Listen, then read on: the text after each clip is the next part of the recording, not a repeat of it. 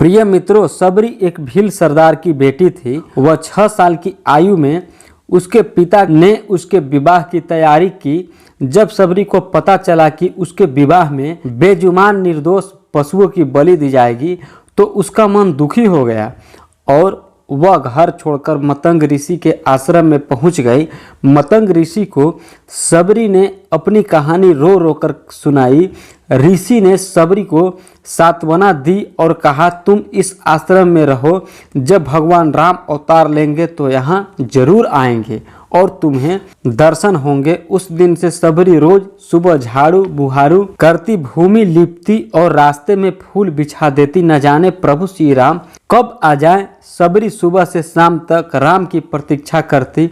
वह रात को ठीक से सो भी नहीं पाती। उसे सुबह होने की प्रतीक्षा रहती कि प्रभु राम न जाने कल आ जाए। इस प्रकार प्रतीक्षा करते करते दिन, महीने और साल गुजरते गए। जो सबरी 6 वर्ष की आयु में आश्रम में आई थी, अब वह 90 वर्षीय वृद्ध बन चुकी, लेकिन न तो उसकी प्रतीक्षा समाप्त हुई और न ही उत्साह। एक दिन सबरी ने सुना कि राम लक्ष्मण आ रहे हैं तो वह खुशी से बिहल हो गई। लंबी प्रतीक्षा के बाद सबरी की इच्छा पूरी हो गई और राम तथा लक्ष्मण सबरी की कुटिया में पधारे। सबरी ने राम लक्ष्मण को आसन पर बैठाया और झरबेरी के बेर लाकर उन्हें खाने को दिए। सबरी पहले बेर स्वयं चखती और केवल मीठे बेर ही राम को खाने को देती। सबरी के जूठे बेर राम बहुत प्रेम से खा रहे थे। सबरी को देखकर कुछ ऋषियों को ईश्वरिया होने लगी कि श्री राम सबरी को इतना महत्व दे रहे हैं। इसी कारण ऋषियों की हमेशा जली रहने वाली यज्ञ की अग्नि बुझ गई। कुछ ऋषि श्री राम के पास आए और पंपा सरोवर को दिखाकर कहने लगे, प्रभु, इस सरोवर का पानी रक्त के समान हो गया है और इस पानी में कीड़े भी पड़ चुके हैं। श्री राम तुरंत सारी बात समझ गए और बोले, क्या तुमने सबरी को इस सरोवर में स्नान करने से मना किया है?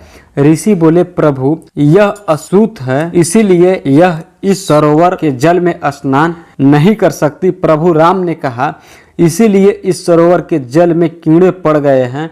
सबरी को तुरंत बुलाओ, उसके चरण स्पर्श करके जल स्वयं स्वच्छ हो जाएगा।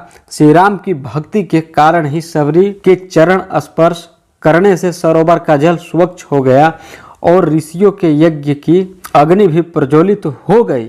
सबरी प्रभु श्री राम के दर्शन करके कृतार्थ हो गई और बोली, प्रभु, प्रेम के अतिरिक्त मेरे पास कुछ भी नहीं है।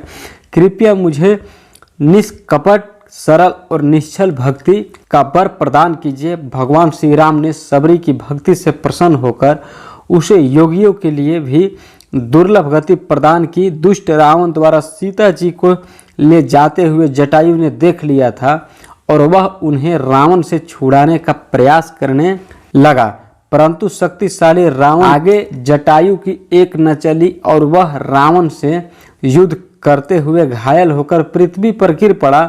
उधर जब राम और लक्ष्मण कुटिया में लौटकर आए तो सीता जी को वहां न देखकर बहुत दुखी हुए। वे विलाप करते हुए सीता सीता कहकर उनकी खोज करने लगे। कुछ ही दूरी पर उन्हें जटायु के कराहने की आवाज आई। वे तुरंत उस ओर गए। जटायु ने कराहते हुए कहा, हे कृपा निधान प्रभु राम, मैं स्वयं पर बहुत लज्जित हूँ जो जानकी को नहीं बचा सका, मुझे क्षमा कर देना। प्रभु, लंका नरेश रावण द्वारा ही मेरी यह दशा हुई है। वही पुत्री सीता को लेकर दक्षिण दिशा में गया है। मैं तो केवल यही बताने के लिए जीवित था। प्रभु, इतना कहकर जटायु ने अपने प्राण त्याग दिए। श्री राम ने अपने हाथों से जटायु का दाह संस्कार किया और दोनों भाई सीता की खोज में आगे बढ़ गए। वीडियो अच्छा लगे तो प्लीज़ इस वीडियो को आप शेयर कीजिए, लाइक कीजिए।